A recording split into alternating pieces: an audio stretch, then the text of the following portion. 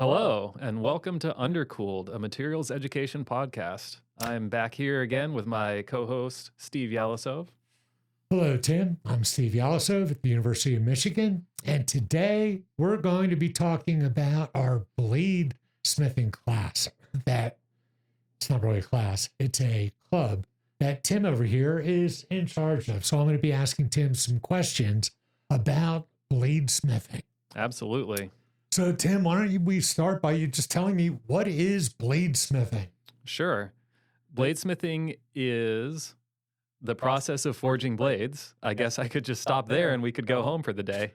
But what I'll say is that our club has a variety of students from lots of different backgrounds, not just material science and engineering, but from other engineering majors, from the art school, from neuroscience, from architecture. So it's really got a wide reach within the student community, and they work on a wide variety of projects matching their various different interests. So bladesmithing has always been a big draw and a main attraction for what the club does, but some students are working on anything from punches to bottle openers to Christmas presents for their families. It's a really great way for students to engage in life on campus beyond the classroom. Wow, that's great. So, how much relevance does this have to that TV show that I remember hearing about? Are we allowed to name it on the air? Sure. Oh, okay. Well, yeah, Forged in Fire is a big hit among the students. In fact, we've had two members of the Michigan Blacksmithing Club on Forged in Fire as competitors. One of them has requested that his episode never be viewed again. But the other one, who is our current club president, actually placed very well and went through several rounds of competition. So we are very happy for him and proud to see Michigan represented on Forged in Fire. Oh, that's great. Now, of course, the TMS has had a competition that predates Forged in Fire quite a bit. Is that right? Yes, that's right. And the TMS bladesmithing competition is how the club got started in the first place. We had a student 4 years ago who had a blacksmithing hobby shop at home before even coming to the university, and came to the university, declared MSE, and said, I want to see more students get into this in this major. How can we make it an academic activity? And so our department sponsored a bladesmithing team to go to TMS to participate in the TMS bladesmithing competition. And it was so successful that it turned into a bigger thing that turned into a sponsored student organization that is now the Michigan Blacksmithing Club. Wow. And you were involved right from the beginning. Is that right? Yes, that's right. That's cool. So there's two things though, right? There's the bladesmithing club and the bladesmithing team. Is that right? There's the Blacksmithing Club, and a subset of the Blacksmithing Club is the bladesmithing team. So the team is the one who goes to competitions, both academic and outside in the non-academic community, and they're participating in these Forged in Fire-like events. I see. So what are the kinds of blades that they're making? For a lot of the competitions, many of them are historically oriented, and so it will be an opportunity to learn about different cultures at different times and places in history, and to see what sort of edged tools were important or popular at that time and place in history. So, as one example, um, at the TMS competition last year, our students worked on a few different options that they were exploring, and ultimately settled on a really beautiful pattern welded knife inspired by the Bowie knife, which is an American classic, and that placed extremely well. They got an honorable mention place in the annual competition that year. Oh, that's great. And so to actually do the bladesmithing, where does the material come from? I mean, do they just, I know on Forged in Fire, they like go to a junkyard and pick some stuff up, but you probably are a little more thoughtful than that. Yeah, alloy selection is of course, a critical part of what the students do, and this is where they start to get into the material science aspect of it. Is what microstructures all of these different steels have, how those will affect the properties of the blade, but also what will be doable with the tools and techniques that they have access to. So they're starting right away looking at it as a material selection problem and then going to industrial suppliers who sell billets of these different alloys and choosing from catalogs just like they would if they were producing an industrial product. Now, I've seen our undergraduate lab and our facilities, and I don't think I ever saw anything that allows somebody to forge something. So, how do our students actually do this forging?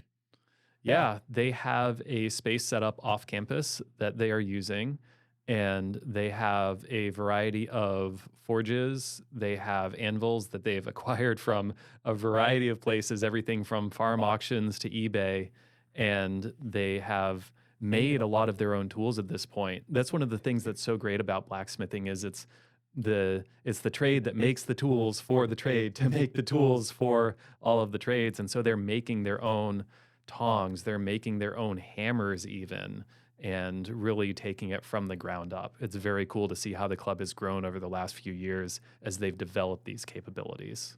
That's awesome. So, the blacksmithing club, when did that actually start? What year did that start? They became an official sponsored student organization at the University of Michigan just last year. Mm. Before that, it was much more of I don't want to say unofficial activity, but it was something that a group of students worked on every year, and they just sort of would recruit the next group of students to get interested in the next year's competition. This So, year is when membership has really taken off as the student community has mostly recovered from COVID and started to really engage with on campus life fully again. so how many students are in the club? We have, I want to say, a little bit over 100 registered Wow, members. And then of that, there's a core of a couple of dozen who are every week going to these forging sessions and working either on competition pieces for the team or just on their own individual art projects that are of their personal interest. wow. So this seems like it's a lot of time for you. Yes and no, it's not too bad because, as with any student organization, the most important thing students learn here is not really the scientific content, it's the professional skills, right? It's the time management, it's the logistics, it's being organizers, maintaining their own schedules, recruiting new people, delegating responsibility among the officers. And that's where, as with any teaching experience, of course, if you invest the time in the students up front to teach them how to fish for themselves in a manner of speaking, then they will go forth and fish. So at this point, I'm really proud of how self-sufficient they've become. That's great. And you said they, I mean, obviously they're from more than just material science. Where are they from? They are from pretty much every corner of campus at this point, and some of the advertising has come through official university channels, club recruiting events like Festival. Some of it is also just word of mouth as well. It's the sort of thing that if students catch wind, I heard there's a blacksmithing club. I was always curious about blacksmithing, and one conversation leads to another, and suddenly they're getting, invites to the club Discord and showing up at Forge sessions, and it's grown very organically, which is wonderful. That's great. So a lot of clubs at the University of Michigan have people who are from the community and not even students at the university. Is that the same with the blacksmithing club? In this case, all of the club members are students at the university, but something that the students have started doing this year is to engage a lot more with the community outside the university, which is great. In Southeast Michigan, there are quite a few blacksmithing events and organizations that have members just, in the general public. And that's something that I've been really happy to see the students engaging with this year because there is a world outside of academia and there are a lot of valuable connections that they can make in that sphere as well. Fantastic. And so I imagine that the students learn a lot about material science while they're doing things in the blacksmithing club. Is that true? Yes and no, because as we know, students will choose to learn the things that they choose to learn, regardless of what we have planned for them.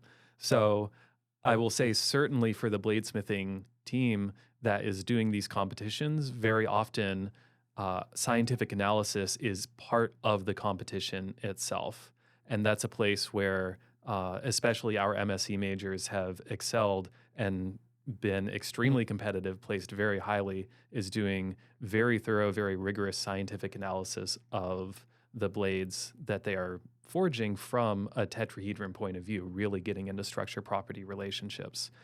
And then on the other side of it, something that I think is great about the club being inclusive and having such a diverse student membership is some students just want a social activity where they bang on some metal once a week and have friends and just get some creative outlet from that process of making something themselves. And it really does span that whole continuum between those two extremes. That's awesome. So does this, do you ever convince anybody to switch their major and become a material science student? We've got one or two. It's I wouldn't say it's a primary recruiting mechanism for any, I don't know, any program chairs out there who are trying to boost their numbers, but where I would say it's very successful is that we get some students who are in that MSc curious pool, especially freshmen, and they might come to an open house or come to a majors fair and they'll say, "So, what do you do in MSc?" And I'll say, "Did you know we have a blacksmithing club and you can join it and be integrated into academic societies and meet people in the community and forge, all of these different project options?" And they say, "Wow, that sounds really great. Count me in." So, where I've found it to be best for recruiting is for locking in those students who are considering MSc but haven't fully committed yet. So maybe we should make a little promotional video for the blacksmithing club to help with those efforts. I think that's a great idea. Okay, we'll do that. And back to the societies. Are we going to go to is it TMS that you go to in the spring? Yes. So every year we're participating at the TMS bladesmithing competition. That is how the club started, and it's still our core academic. So what's up for this? Are you allowed to say what you're working on, or is that a competitive problem? Well, I don't want to give away too much just in case the opposition is out there. But I will say that this year's blade has a plan to integrate a functional materials aspect to the design. It is not going to be a purely structural project. Wow, that sounds exciting. Do the team ever take advantage of our new casting facility in terms of trying to create a specific alloy that they can actually make the alloy and then go work it? This has been a topic that gets discussed every year. And where we're often limited is in making sure that we are sticking to the rules of the competitions, because, as I was saying earlier, many of them being historically oriented also expect a certain use of historically accurate materials in cases where that's relevant to the blade being chosen. But others that do have more freedom of design, we've talked a lot about actually customizing our own alloys where that would be relevant to the project that's being submitted. So it hasn't happened yet, but I do think it's just a matter of time. That's really cool. And I guess finally, is this something that you would recommend that other universities take up? I mean, is this widespread? Does every university that has a materials program have a bladesmithing team or a blacksmithing club? There are a few, but it's certainly not universal. And I would say that it's a great thing for the students. And at the end of the day, that really is what it's all about. It's a way for them to build out their social networks, to engage in these professional societies, to build their creativity outside of solving differential equations every week. And I think it gives them a really well rounded experience that still lets them engage with that material science and engineering way of thinking that we're hoping to help them develop. So I think it's a great opportunity for any materials department to host something like this. Well, that is absolutely great. Thank you so much, Tim, for telling us about the bladesmithing team and the blacksmithing club. And I look forward to seeing this new competition at TMS. Yeah, I bet we can shoot an episode there and maybe talk about how things are going as the competition is revealed. That would be awesome.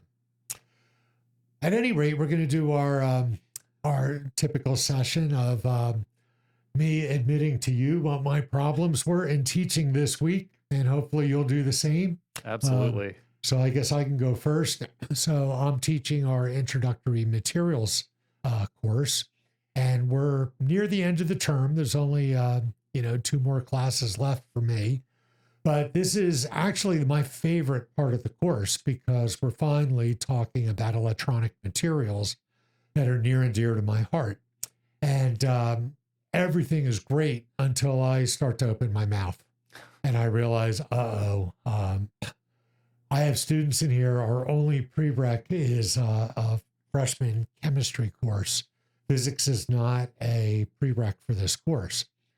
And all of a sudden, I'm faced with the same dilemma I have every year. How do I explain what a band gap is? And I'm so torn. And because the only way I know to explain a band gap is to explain the quantum mechanics, the statistical mechanics, and the solid state physics that go into, a Fermi-Dirac distribution. The fact that electrons have to be in states, only spin up or spin down, the occupancy, and then the concept of a periodic array of potentials and how block states allow us to actually solve the Schrodinger equation. And with those few sentences, I think you can quickly realize that's several courses of junior level physics that have to be understood because they do it. And then added to that complication is the fact that I hate the way the physicists do it. Because the classic way to show what a band gap is to do the Kronig penny model, where you solve the Schrodinger equation for a periodic array of potentials. And with periodic boundary conditions, you quickly find the solution is a transcendental equation that you can only solve by plotting it. And when you plot it, you can show that solutions only exist down here and up here. And there's a region in energy where no solutions exist. Aha, done. Too bad there's absolutely nothing physical about the physics description. It's a mathematical description. Yep. I remember dealing with that in my graduate solid state physics course and finding it completely impenetrable from Right. any point of view of thinking about, but what are the electrons doing? I know. And so I think the answer is to think about something that makes most physicists shudder. The answer is in chemistry. The chemists have developed this concept of molecular orbitals, where if you take two atoms and you bring them together, their energy levels are the same. But when they bond, you form a lower energy level, and they call that the bonding orbital. And with every bonding orbital, remember those little dotted lines? They have an anti-bonding orbital. And no one knew what that meant, including me when I took chemistry. Like, what are you talking about? That's from Star Trek or something, antimatter, reactor and all that junk. But what it means is that's how much energy you need to break that bond and pull those atoms apart again. That's the anti-bonding orbital.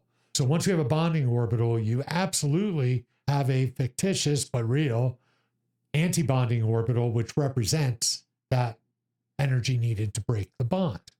And then if you take that simple concept and then you use the Slater concept of taking atoms far apart and bringing them closer and closer together, forming bands from each discrete state of the atomic state. When you bring lots of atoms together closer, you get a band of states. And then I like to tell my students about how everybody abuses the word quantum leap. Right? Everyone makes it sound like this giant thing. It's the tiniest possible thing. That's right. It's like 10 to the minus 7 EV. It's barely measurable. And it's the change in energy from one state to the next state within a band. But once you fill up those bands, so anyway, if you start with a molecular orbital model with that little bonding state, when you bring in lots and lots of atoms together, that single bonding level builds to a band of states where each state is very finely divided, 10 to the minus 7 EV, and that's your valence level. And if it's a metal, you're partially filled. So the next available state is to hop up. And I like to tell them about how physicists lie to them about the Fermi bit level being the level of the highest energy electron at absolute zero. But, and it's kind of true, but a better definition, I don't really know why they don't say this, probably because it's not right. But I like to think about it as the Fermi level is halfway between the lowest occupied state and the next available state. So if it's 10 to the minus 7 EV, that's even a smaller number So you may as well just say it's the highest energy electron, the highest energy state at absolute zero. It's pretty good. But when you get to a semiconductor where you have covalent bonding and all the atoms are shared, you've occupied every single state in the bonding band, and there are no more states, and every electron is accounted for. And the next available state is in the next band of unoccupied states at absolute zero. And so the distance from the top of the valence band to the bottom of what we call the conduction band, because of course, nothing can conduct unless they're not next to other particles in the same state. You have to hop them up to the next state. And we have all these really cool analogies, parking lot analogies, like you're on the freeway in LA, and either you have your violent option of what to do with your machine gun mounted on your car and you blow a hole through, or you're much more pacifist, progressive model of being like George Jetson and just levitating up and driving along the top of all the other cars because you just don't want to deal with them. Well, that latter one is how conduction in metals works. Right. And in a semiconductor or an insulator where everything's filled up, the only way to get to that next state is to break a bond. And when you break a bond, that amount of energy is in the molecular orbital model going from the bonding level to the anti-bonding model. Now, I know that's not exactly correct because there are some minor differences. And in higher level courses, we learn about the, chemical potential and all these things. But it doesn't matter. What matters is I just want to explain to them that a band gap represents the energy it takes to break a bond to allow an electron to get up to a other state. And by now, if you're listening to this and you don't know anything about solid state physics or statistical mechanics or quantum mechanics, you're probably wondering, like, why are you going blah, blah, blah, blah, blah? Because I don't understand a word you're saying. That's my problem. And that's the problem I had in class today. And I don't know how to solve it. All we do is we then give them much easier problems, try to explain why the Fermi level is in the middle of the gap for an intrinsic semiconductor, why when we add impurities, it's easier to break those bonds because they're very loosely bound to this extra atom. And so the Fermi level then is halfway between the virtual state and the bottom of the conduction band for a donor. And for an acceptor, it's halfway between the top of the valence band and the donor level. But it's hard. It's really hard to explain all these mid-gap states and all of that. And it's just all so important. It's so important they learn how to use this because these mid-gap states are what's revolutionizing solar energy with, mid-gap, solar collectors or, mid-gap defect states and things like diamond that might be the solution for quantum computing and all of these things. It's such a beautiful field and it's so hard to teach at this introductory level. So that's been my problem. How about you, Tim? So, Steve, what I was thinking about as you were describing the difficulty of teaching this topic is how this is such a good illustration of these two dilemmas that we always face as teachers. The first one being, how much do I simplify the content? Because we're always choosing some assumptions to make, some complications to leave out to make sure that the topic is appropriate for whatever level you're working at. And the other dilemma that we always face is, how much do I focus on the applications and why it matters versus getting down to the underlying fundamental science of why does this work and why is it interesting? And it's lovely to dream about doing all of those, but that's often not possible from a time point of view. And just wrestling with this decision is one of the eternal struggles that we face. Yes, it is. And our poor students are often left just wondering, like, well, what am I supposed to do? Mm-hmm. And I feel bad for them. And I wish there was an easier way. Science is so hierarchical. You need to know so much before you go to the next step. Mm-hmm. And it's why it's why thermo is difficult. It's why a lot of these concepts are difficult because it really just takes time to really reflect on what all this means. And even if the material's really not that hard to describe, there's a lot of steps. Mm-hmm. And, it reminds me of how many people abuse the term rigorous. People use rigorous when they really mean really difficult. And that's not true. If you're really rigorous, nothing is difficult. Rigorous means you actually include every single little step and don't leave anything out. And when you do that, it's pretty easy. It's simple. But people abuse that all the time. Indeed. So how about you? What problems have you had teaching this week? Oh boy, where do I even start? So this is the last week of labs for me. And so all the students are in crunch mode of making sure they get the last data that they need for their final projects and looking at what they've collected so far, doing that sort of real-time analysis, figuring out what are the gaps in the work that they've accomplished so far, which is great. I'm very happy to see them practicing that awareness of their progress in real time. But I had a team who was looking at the Young's modulus for this alloy that they're trying to improve and realizing that the tensile data that they have simply don't let them make a good modulus measurement, which is not entirely surprising, but was something that they really were grappling with all of a sudden. That our entire plan was to talk about how we change the modulus, and we just realized that our measurement for the modulus is bad, and it's the last week of lab. What do I do? Just, give up and go cry in the corner?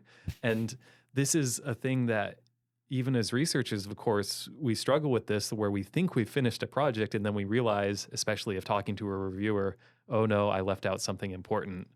And it's a perennial problem for me dealing with the artificiality of the class experience, that then it ends and students, maybe they've finished, maybe they haven't, but I can't say go back to the lab and do it again and do it right this time, because the course is over and there's no way for them to do that.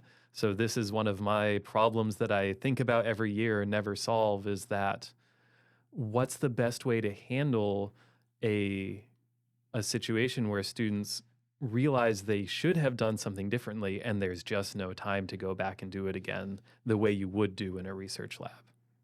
Have you considered having them write about it?